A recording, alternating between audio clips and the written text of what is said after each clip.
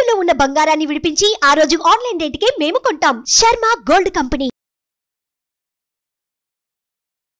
కర్కటే పూర్వ ఫల్గుణ్యాం తులసీ కాననోద్భవాం పాండే విశ్వంభరాం గోదాం వందే శ్రీరంగనాయకీ.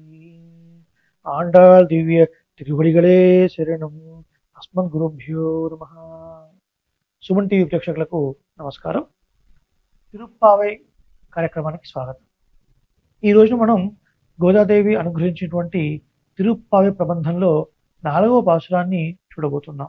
ఇప్పటి వరకు మొదటి 3 పాసురాల ద్వారా మనం ఏం తెలుసుకున్నాము అంటే, ఈ వ్రతం చేయడానికి కేవలం భగవంతుణ్ణి పొందాలి అన్న ఆసక్తి ఉంటే చాలు, అదే అధికారము, పొందించేవాడు పొందబడేవాడు పరమాత్మయే అని మొదటి పాసురంలో చెప్పి, 2వ పాసురంలో మనం ఇది చేయాలి ఇది చేయకూడదు అని చెప్పి, 3వ పాసురంలో ఈ వ్రతంలో మనం పాల్గొన్నట్లయితే మనకు కలిగేటువంటి పాడి పంట సస్య సమృద్ధి ఎంత అభివృద్ధి పదంలో ఉంటుందో ఆ విషయాల్ని తెలియజేసి, ఇక 4వ పాసురంలో ఏం చెప్తుంది గోదాదేవి అంటే, ఒక ఈ కార్యక్రమం చేయాలన్నా ఒక వ్రతం చేయాలన్నా మనకు కొన్ని అనుకూలించాలి. అలా ఇప్పుడు వీళ్ళు మార్గశీర్ష స్నానము అని పెట్టుకున్నారు ఒక వ్రతం. మరి స్నానం చేయాలంటే ఏం కావాలండి? నీరు కావాలి కదా. మరి నీరు ఎవరి చేతిలో ఉంది? వరుణదేవుడి చేతిలో ఉంది. కాబట్టి మరి ఆ దేవతను మనం ప్రార్థించాలా, లేదా ఆ దేవతే వచ్చి మనల్ని ప్రార్థిస్తాడా అంటే, ఇక్కడ ఒక అద్భుతమైన విషయాన్ని చెప్తున్నారు. ఈ దేవతలందరూ కూడా పరమాత్మ యొక్క అధీనంలో ఉండి వాళ్ళ ధర్మాలను నిర్వర్తిస్తూ ఉంటారు. భీషాస్మాత్ వాతః పవతే భీషోదేతి సూర్య అంటుంది ఉపనిషత్తు. అంటే ఎవరి ఆజ్ఞకు లోబడి వాయువు వీస్తుందో, సూర్యుడు ఉదయిస్తున్నాడో, ఇలాంటివన్నీ వాళ్ళ కర్తవ్యాల్ని ఆ శ్రీమన్నారాయణ యొక్క ఆజ్ఞకి లోబడి వారు చేస్తున్నారు. అంత మాత్రం కాదండి, ఆ శ్రీమన్నారాయణుడే సర్వస్వము అని ఎవరు భావించేటువంటి భక్తులు ఉంటారో అలాంటి భాగవతోత్తములకు ఈ దేవతలందరూ కూడా అనుయాయులుగా ఉంటారు. వారే వచ్చి వీరికి కావాల్సినటువంటి ప్రతిదీ సమకూరుస్తారు అని మనకు విష్ణు ధర్మాల్లో చెప్పబడింది. అదే ప్రకారంగా ఇక్కడ వరుణదేవుడు వచ్చి గోదాదేవిని అడుగుతున్నారు, అమ్మ మీరు వ్రతం చేయాలంటే ఏం చేయాలి మేము చెప్పండి అడుగుతున్నారు. ఎందుకంటే మరి వీరి ప్రభువు ఎవరు? శ్రీమన్నారాయణుడు.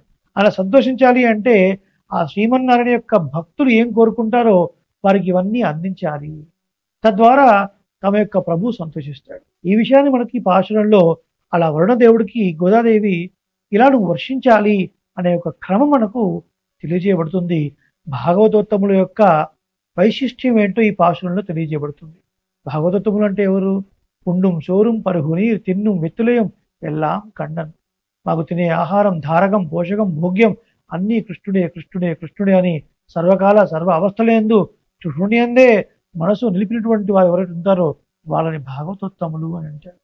అలాంటి వారికి దేవతలు చక్కగా అన్ని సపరలు చేస్తారు అని మనకు చెప్తున్నారు. ఆడిమడై కన్నా ఒన్నునీ కైకరవేల్ ఆழியில் పుక్కు ముగందు కొడార్తేని ఊడి ముదల్వన్ ఉరువంపోల్ మెய்கருத்து பாளியந்தோளுடை பற்பனாபன் கையில் ஆழிப்போல் மின்னி வலம்புரிப்போல் நின்னதிருந்து தாடாதே சார்ங்கம் உதைத்த சரமழை போல் வாழவழுகனில் பெய்திடாய் నాంగళం మార్గళ నీరాడ మహిళందేలో రెంబావాయ్. అద్భుతమైన పాసురం ఏం చెప్తుంది ఇక్కడ? గంభీరమైనటువంటి స్వభావం కలిగినటువంటి ఓ వరుణదేవుడా, ఓ వర్షానికి అధిపతమైనటువంటి ఓ దేవా, నువ్వు ఎలా వర్షించాలో తెలుసా? పొన్ను నీ కైకరవేల్, నీ యొక్క దాతృత్వాన్ని ఏమాత్రం దాచుకోకుండా చక్కగా ఇచ్చేట్లుగా. దాత అని ఎవరినంటారండి? అడిగిన వారికి అడిగినంత కాకుండా ఇంకా ఎక్కువ ఇచ్చి పంపించేవాడిని దాత అంటారు కదా. అలాంటి దాతృత్వాన్ని దాచుకోకుండా ఆయన నీ యొక్క ప్రభువు శ్రీమన్నారాయణ ఉన్నాడే, ఆయన మహా గొప్ప దాత. సులభుడు, సౌశీల్యుడు, వీరు వారు అని తేడా లేదు. నాస్తికుడు అయినప్పటికీ, వాడు భగవంతుడిని నమ్మనప్పటికీ, వేదాన్ని నమ్మనప్పటికీ, ఏదో కష్టం వచ్చి దేవాలయానికి వెళ్ళి స్వామి కాపాడు అంటే, ఏమిరా నాయన ఇన్నాళ్ళ నుంచి నువ్వు రాలేదు ఇప్పుడు వచ్చావా వెళ్ళు అని అంటాడా? అనడు. ఎవరొచ్చినా ఎలాంటి వాడు వచ్చినా అందరినీ కరుణించే స్వభావం శ్రీమన్నారాయణది. అలాంటి స్వభావం నువ్వు కూడా అలవర్చుకోవాలి సుమా. అలా నీ దాతృత్వానికి తగ్గట్టుగా నువ్వు వర్షాన్ని కురిపించాలి. ఎలా కురిపించాలి అని అడుగుతావా? చెప్తాను విను. ఆడియుల్ పుక్కు ముగందు కొడార్తేరి, అయిపోయిన సముద్రంలో నీటిని తాగడం కాదు, సముద్ర గర్భం దాకా వెళ్ళి లోపలి వరకు వెళ్ళి చక్కగా నీటిని బాగా తాగి గర్జించి పైకి లేచి మెల్లిగా ఎలా బాగా చక్కగా సాపాటు చేసినవాడు బ్రేవ్ అనే ఒక ఆవలితో తీసినట్టుగా, ఒక తేనుపు తీసినట్టుగా అలా నువ్వు గర్జించి మెల్లిగా పైకి ఎలా లేవాలో తెలిసిన 9 నెలల గర్భిణి ఎలా నడుస్తుందో అలా మెల్లిగా మెల్లిగా మెల్లిగా ఓ మేఘం నువ్వు పైకి వెళ్ళి అలా విస్తరిస్తూ ఉండాలి. నువ్వు ఎలా ఉండాలి అని అడుగుతావా? మెయ్కరుత్తు ఊడి ముదల్వను పోల్ మెయ్కరుత్తు. ఈ బ్రహ్మాండాలన్నిటికీ మూల కారణం ఎవరో ఆ శ్రీమన్నారాయణుడు. ఆ పద్మనాభుడు ఉన్నాడే, పద్మమును తన నాభియందు కలవాడు పద్మనాభుడు. ఆ పద్మనాభుడి యొక్క రంగు ఏమిటి? నీలిమేఘశ్యాముడు, నల్లటి వర్ణం కలవాడు. అగో అలాంటి వర్ణాన్ని నువ్వు పొందాలి, నల్లటి మేఘంగా ఉండాలి. ఎందుకు? నల్లటి మేఘమే చక్కటి వర్షాన్ని మనకు కురిపిస్తుంది కాబట్టి. అగో అలాంటి యొక్క చక్కటి వర్ణాన్ని తీసుకొని ఆ తర్వాత ఆడియంతోరుడే పద్మనాభన్ కయ్యిల్ ఆడిపోల్ బిన్ని వలంపురిపోల్ నిన్నదిరెందు. ఆ పొడవైన భుజములు గల శ్రీమన్నారాయణ యొక్క చేతిలో ఉన్నటువంటి చక్రంలాగా మెరవాలి. ఆ తర్వాత ఆయనకి ఇంకొక హస్తంలో ఉండేటువంటి దక్షిణావర్త శంఖంలాగా గర్జించాలి. అంటే ఏంటి దీని అర్థం? అంటే చక్కగా చక్రంలాగా మెరిసి శంఖంలాగా పురమాలి. చూడండి, కుజదేవి పాసురాల్లో సైన్స్ కూడా ఉంది. సాధారణంగా మన ఫిజిక్స్లో చదువుకున్నాం, కాంతి వేగము ధ్వని వేగం. ఈ రెండిట్లో కాంతి వేగం ఎక్కువ, ధ్వని వేగం తక్కువ. అందుకే చూడండి, ఉరుములు ఉరిమినప్పుడు ముందుగా మనకు మెరుపు కనిపిస్తుంది, తర్వాత ధ్వని వినిపిస్తుంది. అలా చక్రంలాగా మెరిసి శంఖంలాగా ఉరిమి అని అర్థం. ఇలా చెప్పింది గోదాదేవి. కాబట్టి మనం చదువుకునే ప్రతి శాస్త్రానికి మూలం వేదమే. ఆ వేదాన్ని వివరించి వచ్చినటువంటి ఇతిహాస పురాణ ప్రబంధాలే అని మనం తెలుసుకోవాలి. మన మూలాల్ని మనం మర్చిపోవద్దు. ఆళిపోల్ మిన్ని పొలంపురిపోల్ నిన్నదిరిందు తాళాదే సార్గముదెత్త శరమడిపో. అలా ఉరిమి ఇలా గర్జించి మరి ఎలా వర్షించాలి అంటే, ఆ శ్రీమన్నారాయణ యొక్క చేతిలో ఉండే సార్గం అనే ధనస్సు నుంచి వచ్చే బాణ పరంపర ఎట్లా ఉంటుందో అలా నువ్వు వర్షించాలి. శ్రీమన్నారాయణ యొక్క సార్గం నుంచి వచ్చే బాణ పరంపర మనం ఎక్కడ చూసామండి? చూడలేదు అని అనుకోవద్దు. త్రేతాయుగంలో ఆ శ్రీమన్నారాయణుడే శ్రీరామచంద్రమూర్తిగా వచ్చి దండకారణ్యంలో 14,000 మంది రాక్షసులని 3 గడియల్లో సంహరించాడు. 72 నిమిషాల్లో 14,000 మంది రాక్షసులు సంహరించాడు. ఎప్పుడు బాణం తీశాడు, ఎప్పుడు ఎక్కువ పెట్టాడు, ఎప్పుడు బాణం వేశాడు తెలియదు, అంతటి వేగం. అలా బాణ పరంపర వస్తూ ఎలా రాక్షసులు సంహరింపబడ్డారో అలా నువ్వు వర్షాన్ని కురవాలి. అంటే దాని అర్థం అంత వేడిగా కుచ్చుకునేలా కాదు సుమా, అంతటా సమంగా కురవాలి వర్షం. నీ దాతృత్వానికి తగినట్టుగా. అంటే ఈ ప్రదేశంలో అనుష్ఠానం చేసేవాళ్ళు ఉన్నారు కాబట్టి ఇక్కడనే వర్షం కురిపిస్తాను, అక్కడ అనుష్ఠానం చేసేవాళ్ళు లేరు అక్కడ కురిపించను అనకూడదు. అన్ని చోట్ల చక్కగా కురవాలి.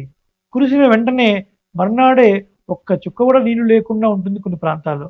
అలా కాదు, ప్రతి చోట వర్షం కురిసి తగినంతగా చెరువుల్లో, దొరువుల్లో, నదులలో తగినంత నీటి సమృద్ధి ఉండేట్లుగా నువ్వు కురవాలి. ఓ వర్షదేవుడా, నాంగళం మార్గళ నీరాడ మహిళందేలో వెంబావాయ్. దానికన్నా ముందు వాళ్ళ ఉలగని. అంటే ఈ లోకంలో ఉండేవారంతా కూడా సంతోషించేటట్లుగా మేం కూడా మార్గళి మాసంలో చక్కగా స్నానం చేసి ఈ వ్రతంలో అవగాహించేట్లుగా ఓ వర్షదేవుడా వర్షాన్ని కురిపించు. జగత్తుకు మంగళములను కలిగించే వ్రతం అండి తిరుప్పావై. ఇప్పుడు చెప్పండి, తిరుప్పావై మీరు చేయాలా నేను చేయాలా? మీరు నేను అని కాదు, ఈ జగత్తంతా బాగుండాలి అని ఎవరు కోరుకుంటారో వాళ్ళందరూ చేయదగిన వ్రతం ఈ తిరుప్పావై వ్రతం. కేవలం ఒక మాసం, ఒక 30 రోజులు సూర్యోదయానికి ముందే చక్కగా స్నానం చేసి గోదాదేవి అందించినటువంటి పాసురాల్ని మనం ఇంతకు పూర్వమే పెద్దల ద్వారా నేర్చుకొని చక్కగా పారాయణం చేసి ఉభయ వేదాంత పండితుల ద్వారా ఇందులో ఉన్నటువంటి రసమైన అర్థాలు. తిరుప్పావై అనేది ధ్వని ప్రధానమైన కావ్యం. ధ్వని ప్రధానమైన కావ్యం అంటే అర్థం ఏంటి? పైకి వాక్యాన్ని బట్టి ఒక అర్థం కనబడుతుంది, లోపల వేదాంతాలలో నిగూఢంగా ఉన్న రహస్యాలన్నీ ఇందులో ఉన్నాయి. అందుకనే వేదం అనైత్తుక్కుం విత్తాహం కోదై తమిళ్ అన్నారు మన పెద్దలు. వేదమంతరికి బీజభూతం ఏమిటి? ఓంకారము. ఏం చెప్తుంది ఓంకారం? ఆ ఉ మా కలిస్తే ఓంకారం.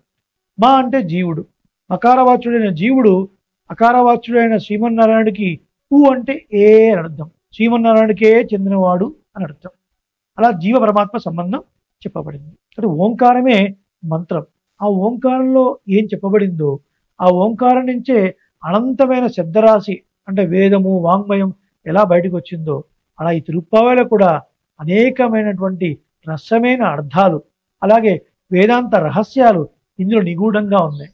కాబట్టి మనం పెద్దల ద్వారా వీటిని సేవించి ఈ అర్థాన్ని మనం తెలుసుకొని భావిస్తే పరమాత్మ యొక్క అనంతమైన కళ్యాణ గుణములు మన మనస్సులో చేరి మన మనసులో ఉన్నటువంటి ఆ దోషాలని తొలగించి చక్కటి కళ్యాణ గుణాలను మనకు కలుగజేస్తుంది ఈ వ్రతం. అంతేకాదు లోకమంతా బాగుండాలి అని కోరుకునేటువంటి సనాతన ధర్మంలో మనం ఉజ్జీవించడానికి ప్రయత్నిస్తుంది. మనము బాగుపడదాం, మన చుట్టుపక్కల ఉన్న వాళ్ళు బాగుపడతారు. మనం చేస్తూ ఉంటే మనల్ని చూసి 10 మంది చేయాలి.